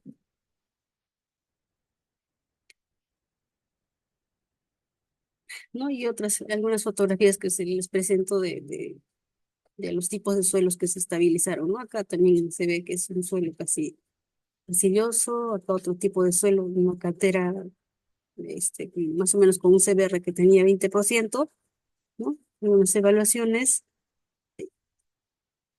Y, por ejemplo, este es un tipo de una vía, ¿no? Hay veces se cuenta con estas vías que en estas condiciones, ¿no? Que prácticamente todas las rasantes estén encalaminadas, con deformaciones, y se cuenta con suelos arcillosos, entonces hay que ver cómo se podrían estabilizar, ¿no? Prácticamente esta es la selva, donde hay zonas muy complicadas, ¿no? Pero que sí se puede trabajar, ¿no?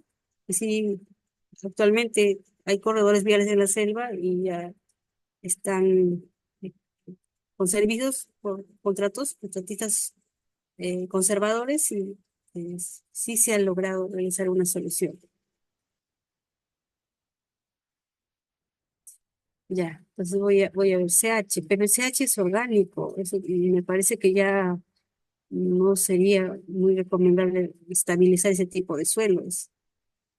Acá una imagen de, de una vía que también acá la recomendación sería colocar drenes, ¿no?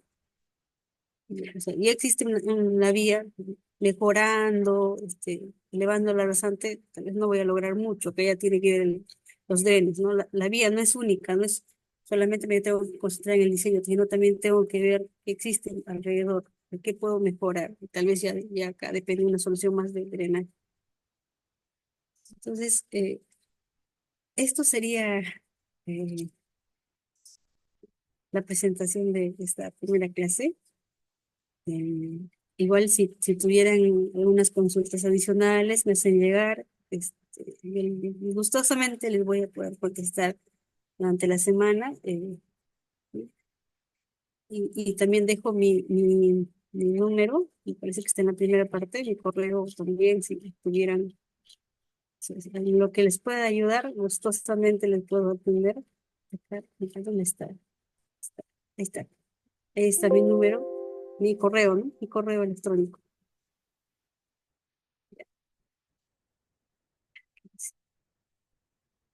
Gracias, Gustavo, gracias, Castañeda, muchas gracias por todo. Igualmente, gracias a ustedes. Bueno, eso sería todo por hoy día. En la siguiente clase vamos a seguir con los temas que se han mencionado, y muchas gracias. Me despido. Igualmente, muchas gracias a todos. Hasta luego. Sí, ingeniera. Buenas noches con todos. Pues gracias, gracias a todos por la puntualidad y la asistencia el día de hoy. Pues también gracias a la ingeniera Blanca Nélida Bautista Laime por el dictado de la primera sesión del curso de diseño de pavimentos nuevos y económicos y rehabilitación. Pues decirle a todos los alumnos que esta primera sesión y la segunda sesión, que es la otra semana, eh, va a ser gratis, ¿no? O sea, todos pueden visualizarlo. Pero a partir de la tercera sesión para adelante, son 8 sesiones, va a ser privadas. Así que, muchachos, alumnos, aquí lo dejo el link para que se pueda inscribir del WhatsApp y así matricularse, ¿no? Estamos con 20% de descuento y pues gracias a todos y muchas gracias a la docente, a la ingeniera. Gracias.